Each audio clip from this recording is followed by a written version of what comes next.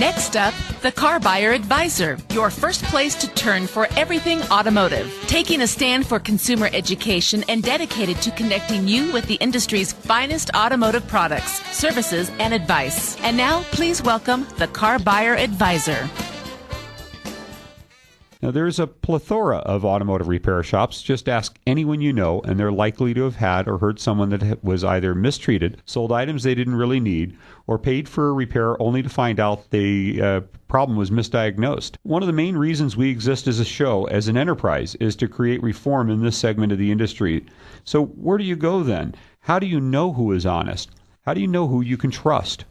You could take your chances and pick one, and unfortunately, many of you find out your picker was broken only after you've been taken for a ride. Pardon that pun, too. Or you can listen to our next interview. We don't expect or even suggest you simply take our word for it either.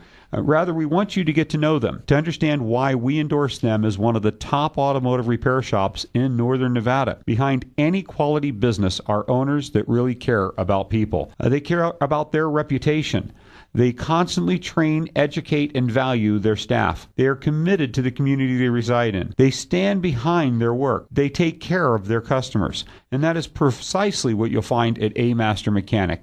And more importantly, why we not only invited them to be a guest on our show, but to be regular guests. The more you get to know about your car, the more educated choices you'll make in regards to them. The sooner you will use your power, your money to only support businesses like them. Please welcome back to our show Jeff Pheasant, owner of A Master, along with his service advisor, Louis Weston, and Michael Krasovich. Gentlemen, thank you for joining us today. Thanks for having us, Mitch. Thank you, Mitch. Jeff, if you would, just in case someone did miss your prior interview, please share a little brief history lesson about A Master Mechanic, where it all started. Well, I've been in the business all my life. This is all I've ever done. I started out at a very young age. I found a tractor in a field that kind of interests me and thought, I want to try to get that running. The person that owned that ended up giving it to me, and I took it home and worked on it for a few days and got it going, and it kind of just took off from there. And this time of year, everyone drives up to fill up their car, and there's a notice on the gas pump about the fuel being oxygenated. First, let's start with why they oxygenate fuel in our region. Well, it all has to do with emissions. In the wintertime, with the inversions and all, we tend to see that little cloud of smog floating around in the air. And I guess the oxygenated fuel seems to help that. Also, too, there's a lot of ethanol in the fuel, and they seem to put a little more of that in the wintertime. Now, what are some of the drawbacks to the fuel being oxygenated this time of the year?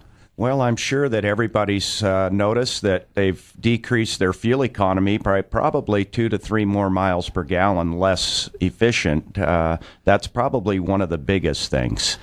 What can they do to combat that reduced fuel economy? Well, all they can really do is make sure that they have their tires properly inflated, that their car is properly maintained, and their maintenance is on schedule. I think that's very important. Make sure that they're getting the correct weight of oil in their car. And then another thing that we see a lot of is a lot of carbon deposits and yucky in the motor that decreases the volumetric efficiency.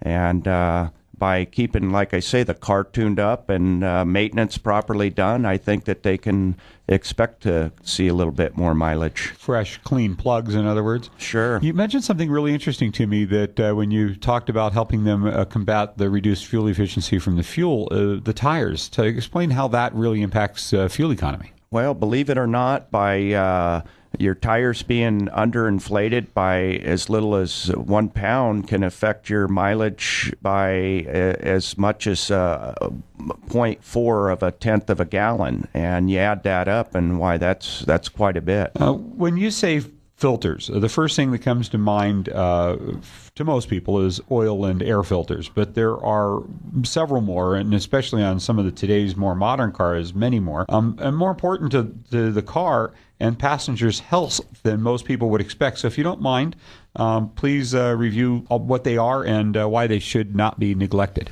Well, an often forgotten fuel filter. It's under the car. It's not seen by most people. They forget it even exists, and it can cause a little bit of extra strain on the vehicle to thus reducing your fuel mileage and causing premature wear on some of the components in the vehicle too. It makes sense. A dirty filter may not allow as much fuel to pass by it, and it would reduce the amount of fuel being delivered to the engine and cause some other runnability problems too, right? Certainly. Then what other filters would be important? I mentioned some of them even affect their health, and I think a lot of people would be shocked to hear this one.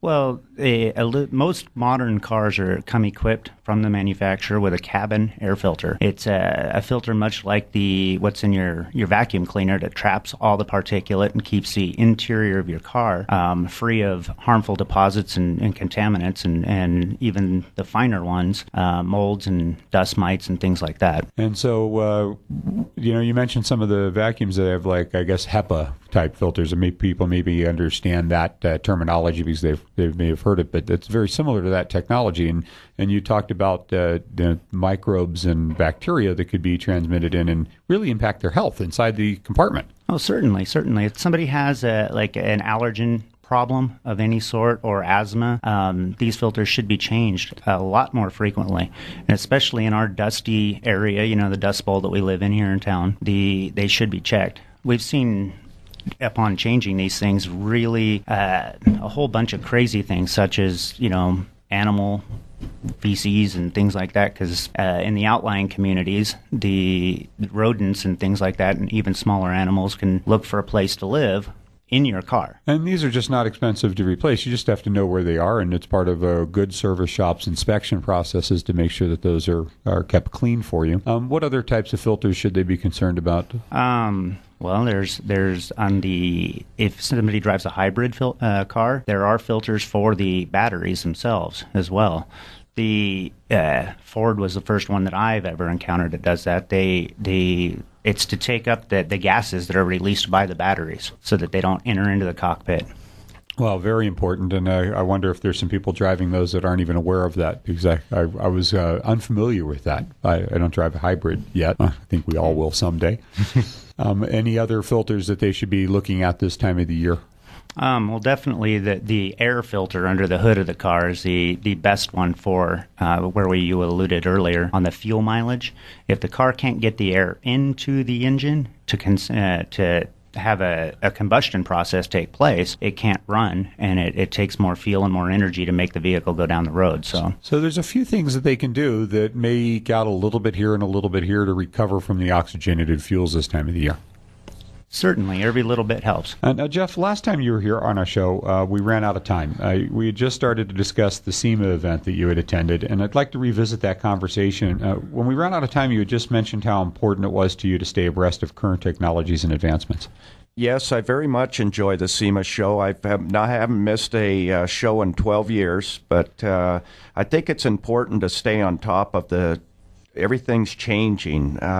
Need to make sure that you're aware of what's coming out and what you're going to be servicing. A lot of that stuff, when it comes out, it goes to the dealer for its warranty, but after the warranty runs out, you start seeing a lot of that stuff out in our cars that we work on every day.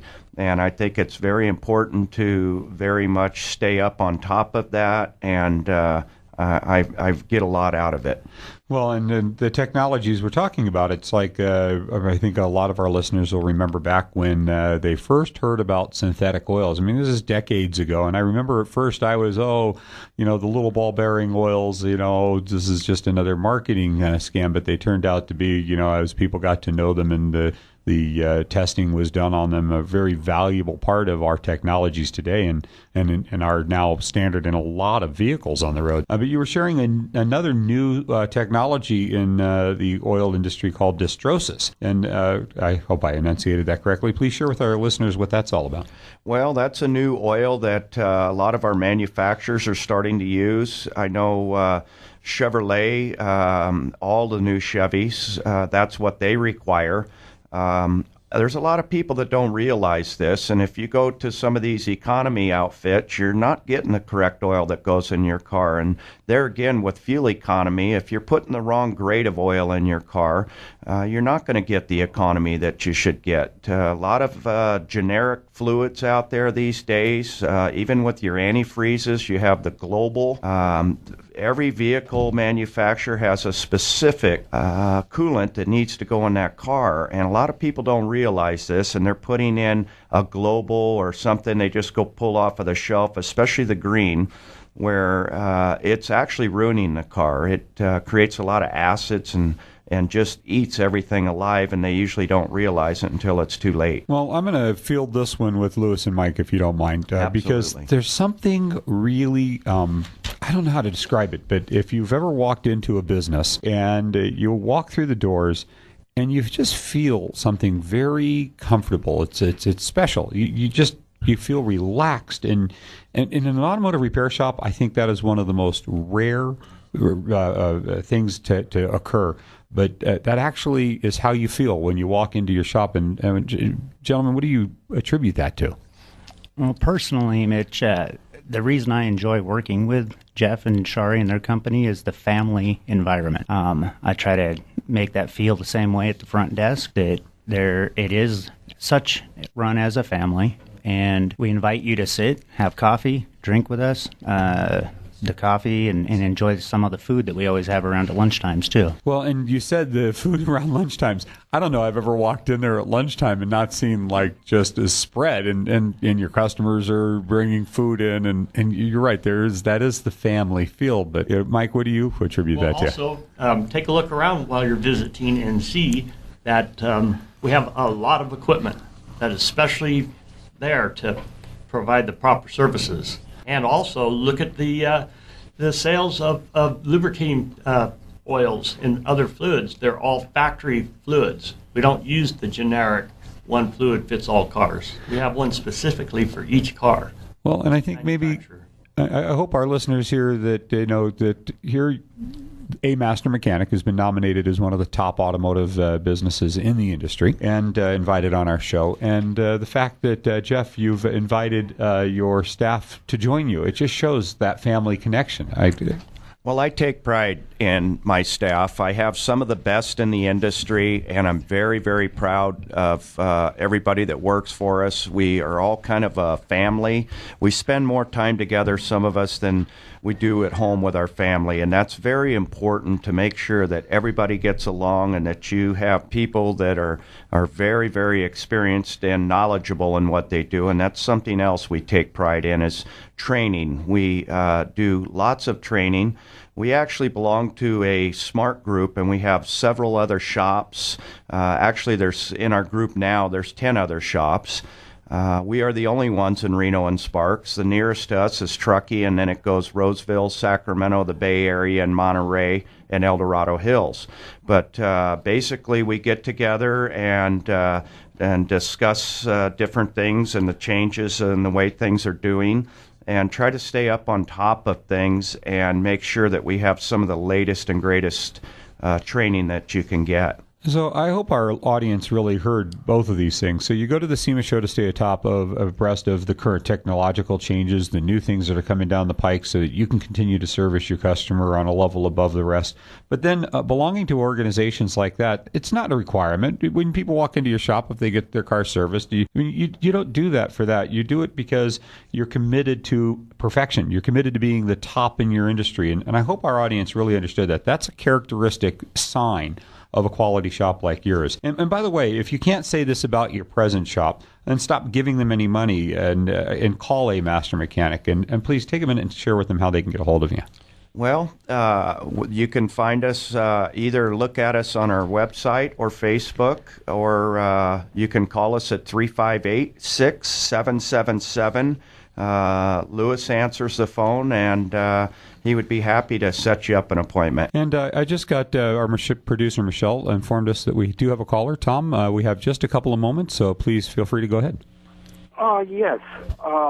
They had mentioned earlier that you can get bad deposits in the car from the oxygenated fuel I was wondering if there's something that you could do for that to help get rid of that. Okay. I have a good answer for that. First of all, it's the type of fuel you're choosing to use to begin with. There is newly a fuel called top tier fuel, and it's mostly the major oil companies participating, but not all of them. You can find them online if you just punch in top tier fuel, and you'll see a list of fuel stations providing this fuel with higher cleaners and other chemicals that help the engine stay clean.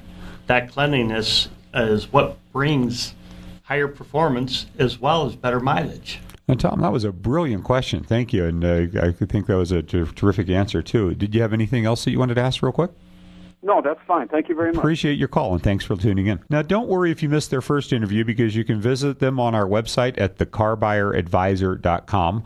You can click on our preferred business page and then their YouTube link under their listening. Today's interview will be available in a few days, and be sure to share it with all of your friends, and together we can make a difference.